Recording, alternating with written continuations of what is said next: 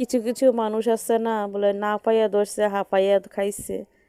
তাই আমার দশা হয়েছে সেরকম। আমার বাপের বাড়িতে যখন কুমিল্লাতে আমার বাপের বাড়ি যখন কচু শাকে ভরা ছিল, তখন আমরা কাইটা কাইটা হালাই দিতাম, খাইতাম না।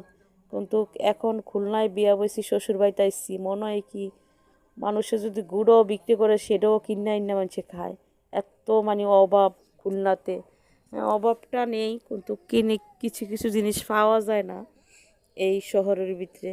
যেমন কচু শাকটা 10 টাকা আটি, না হলে একটা আটির মধ্যে 6-7টা গাছ থাকবো, একটা আটি 10 টাকা। আর আমাকে খুলনায় তো থেকে এগুলোর থেকে পাওয়াই যায় না সহজে, বেডিরা করতে করতে তুলে না বেছে আটির মধ্যে 10 টাকা আটি।